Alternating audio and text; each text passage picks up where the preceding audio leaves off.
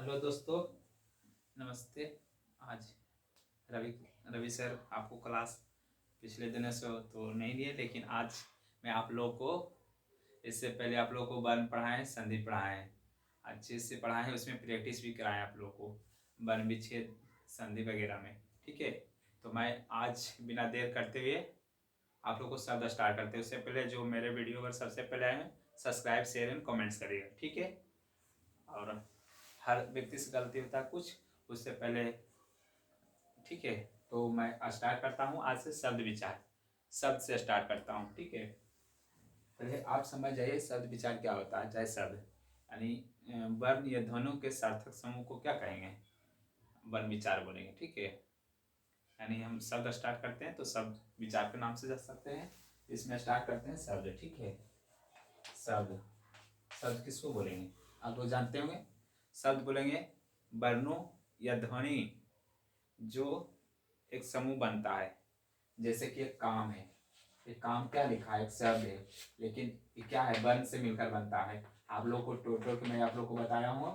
जैसे कि ठीक है, महालंच जो आकर तो सब क्या बन रहा है, इसमें एक काम क्या है, शब्द है, लेकिन क्या है, एक वर्णों का सार्थक समूह है। ये हो गया नहीं, क्या है, काम क्या है, शब्द है। इस तरह से मैं आप लोग को शब्द पढ़ाऊंगा, और वो भी अच्छे अच्छे से, जिसमें कि शब्द चार प्रकार का होता है। एक उत्पत्ति के आधार पर, एक अर्थ के आधार पर, एक दृष्टि के आधार पर, एक बोलेंगे रूपांतरण के आधार पर। उसमें भी आप लोग को मैं बताऊंगा।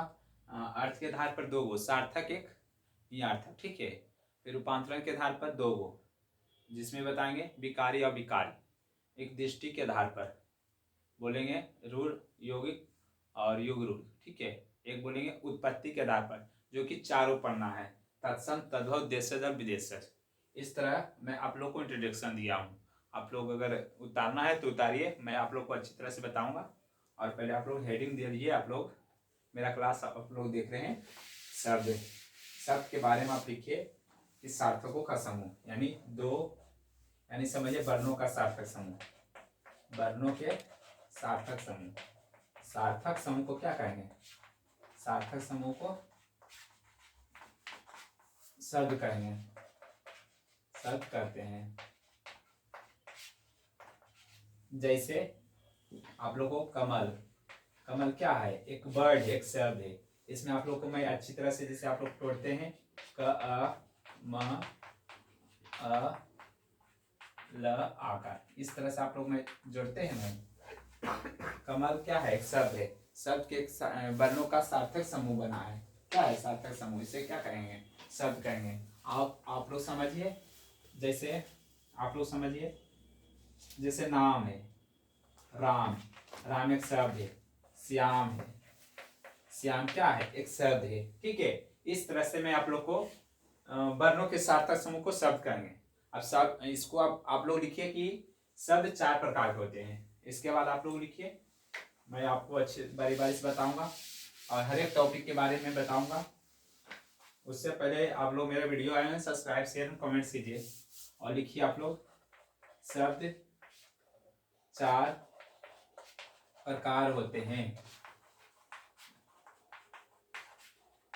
एक लिखना है उत्पत्ति के आधार पर, पहला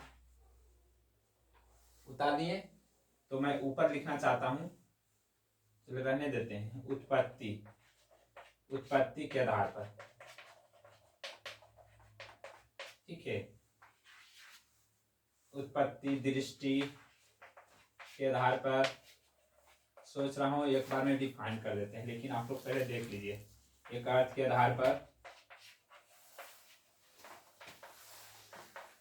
चौथा बोलेंगे रूप के आधार पर।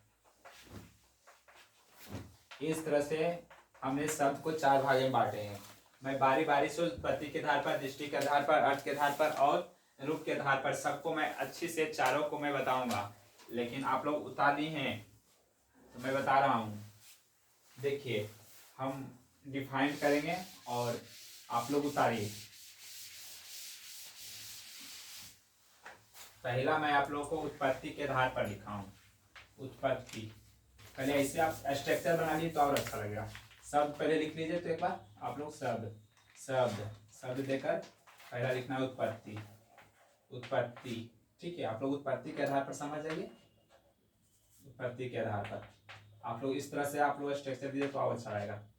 पहला लिखिए आप लोग तत्सम, दूसरा तद्भव, तीसरा देशज, चौथा विदेशज। एक पचमो कहीं कहीं पढ़ा देते हैं लोग, जैसे बोलते हैं शंकर करके, इस तरह से, लेकिन चारों को आप लोगों को पढ़ना है। अगर पूछतेगा उत्पत्ति के आधार पर कितने प्रकार के, चारों, तत्सम, तद्भव, देशज, विदेशज, ठीक है। एक मैं आप लोग को एक पहला ही बताया हूं, दूसरा मैं आप लोग को रोमन अंक में लिखूंगा तो अच्छा रहेगा। इसमें लिखना है उत्पत्ति एक दृष्टि के आधार पर, दृष्टि के आधार पर, ठीक है। आप लोग समझ जाइए। पहला लिखना है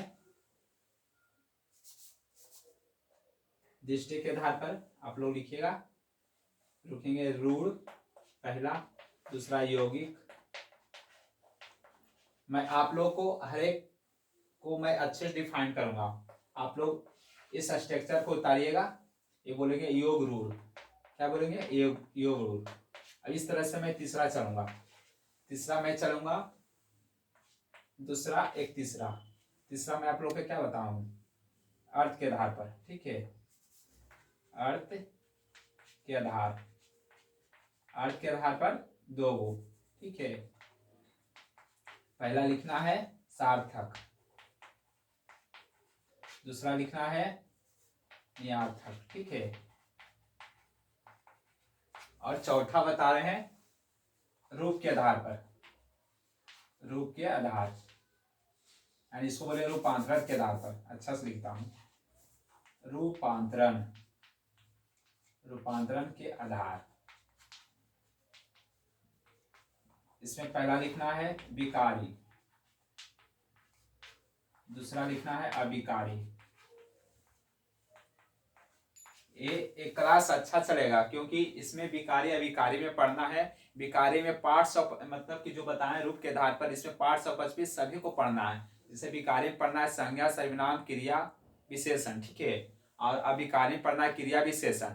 उसके बाद पढ़ना है विषम आदि बोधक, फिर पढ़ना है आपको इस तरह से चार गो इधर 8 को पढ़ना है विकारी अविकारी मिलाकर। इधर सार्थक और नियार्थक, रूढ़, यौगिक और योग रूढ़। और इधर बताए हैं उत्पत्ति के आधार पर तत्सम, तद्भव, देशज, विदेशज। आप लोग समझ गए। पहले मैं आप लोग को बताया हूं शब्द किससे कहते हैं, तो वर्णों के सार्थक समूह को शब्द कहते हैं। शब्द आप लोग को मैं बताया हूं, शब्द 4 प्रकार के आप लोग समझिएगा। एक शब्द में आप लोग को फिर बताया हूं शब्द उत्पत्ति के आधार पर 4 गो, देशज, विदेशज। जहां से भी चलिए आप लोग एक सिंगल वाइज लिख समझिए, तत्सम, तद्भव, देशज, विदेशज। उसके बाद मैं आप लोग को दृष्टि के आधार पर मैं आप लोग को बताया हूं रूढ़, यौगिक और योग रूढ़। अर्थ के आधार पर सार्थक, नियार्थक। और चौथा मैं आप लोग को बताया हूं रूपांतरण या रूप के आधार पर, इसको बोलेंगे विकारी अविकारी, ठीक है। आप लोग यहां तक उतार लीजिए, मैं अगले नेक्स्ट क्लास में बताऊंगा, ठीक है।